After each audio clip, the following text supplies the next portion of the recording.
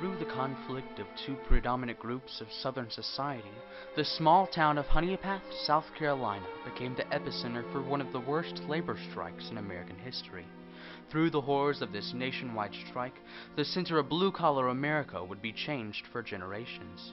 If it were not for the tragedy that occurred in Honeypath, South Carolina, we wouldn't be a more triumphant society today.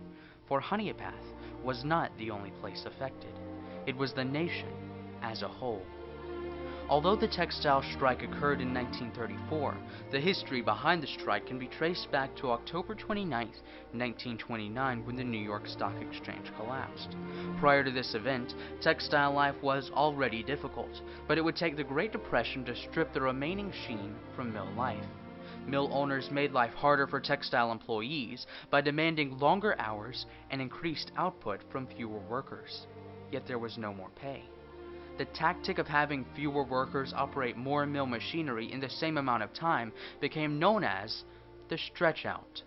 Stressed out employees, however, began to grow increasingly angry.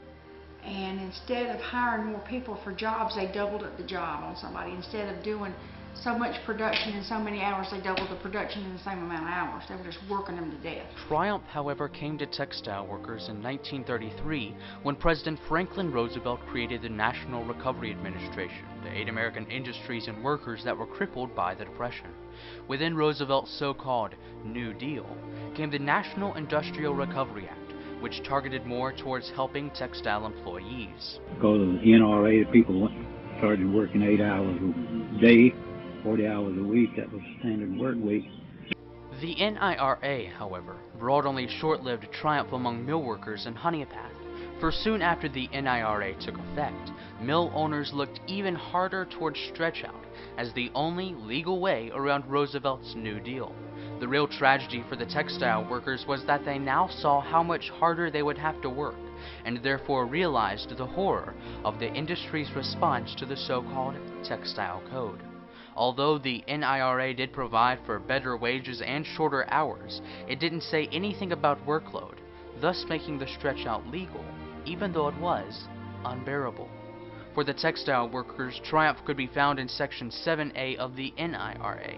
This section allowed textile employees the right to organize and bargain collectively through representatives of their own choosing. It was this section that once again gave textile employees a glimmer of hope. Nonetheless, it didn't take long for mill workers to find their new hopes crushed by tragedy. There was a major problem with Section 7A. The biased board that had overseen the law was controlled by mill owners, thus making Chicola Mill Superintendent Dan Beecham more powerful than ever. Now, this so-called benevolent dictator of the Chicola Mill had the power to continue the stretch-out, but could also evade the intent of the law by intimidating or firing employees who openly supported the unions. The work overload has brought employment to the lowest peak we have known under the code. Our people have been discharged for belonging to the union. There are thousands of such cases. A year of talk has brought us nothing but more and more evasion and delay. Because every other method has failed, the strike must now begin. It will be effective and it will succeed. More desperate and frustrated than ever before, cotton mill workers from New Hampshire to Mississippi united together in the General Textile Strike of 1934. On Labor Day, September 1st, the massive protest began, and within a week, almost 500,000 workers had walked off their jobs. One by one, mills throughout the upstate of South Carolina began to close, and by the end of the week, 43,000 South Carolina workers had left their jobs and joined the picket lines. As the strike in Honeypath continued to intensify, so did the anger that Dan Beecham had for his community.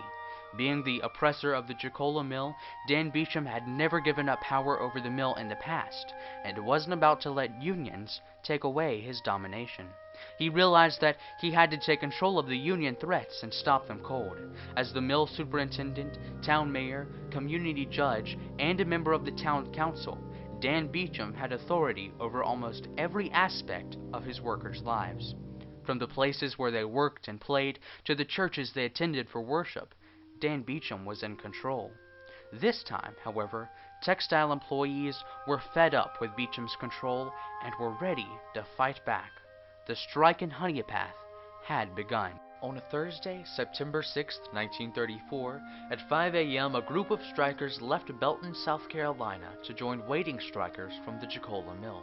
A large American flag flapped in the crisp morning air as crowds continued to get larger. The strikers united together and formed a picket line across the entrance to the mill while singing the song, "We Shall Not Be Moved." Dan Beecham then arrived on the scene.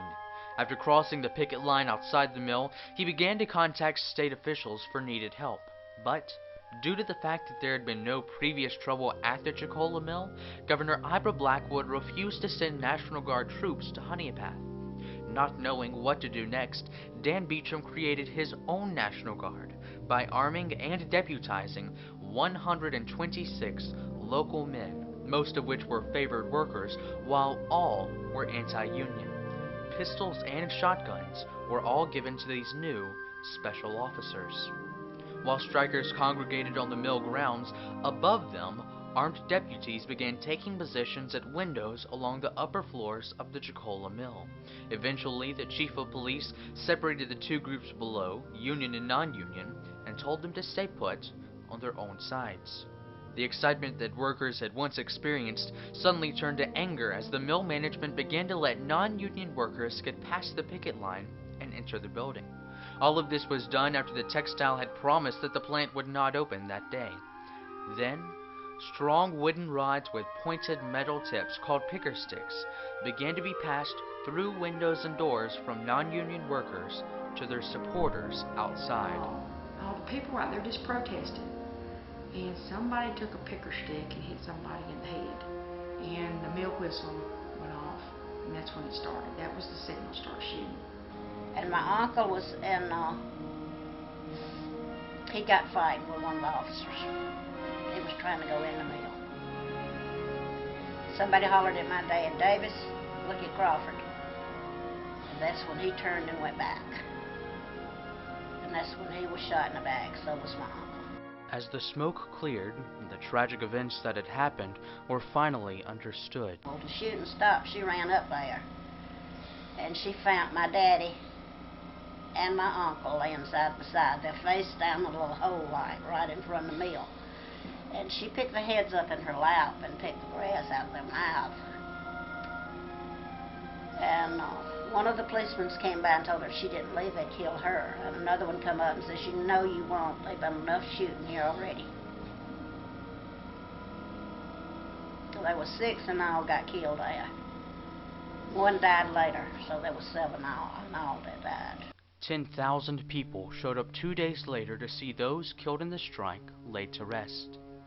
The strike officially ended on Monday, September 24th, 1934. 14 strikers were killed throughout the nation, 7 of them being in Honeypath.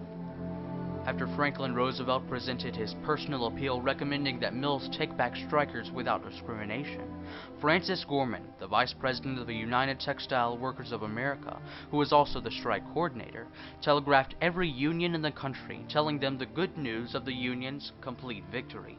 Textile workers in Honeypath were overjoyed with their triumphant defeat over the Jacola Mill. This victory, however, was short-lived as tragedy reoccurred and the mill started to dismiss employees who had supported the union, thus making them vacate their company homes. This was the nightmare for textile workers across the South as mills were only letting non-union people work. In conclusion, the strike at Honeypath was a horrible tragedy that eventually brought about a great triumph. They did it for a reason. And because of that, we have overtime pay. There's no more child labor. You have vacations. You have paid vacations. You have paid time off. Although it took the ultimate tragedy, the deaths of 7 people, to bring forth change, the Honeypath textile strike brought about more than just a triumphant victory for the common man. It brought forth a new, better way of life for all American people.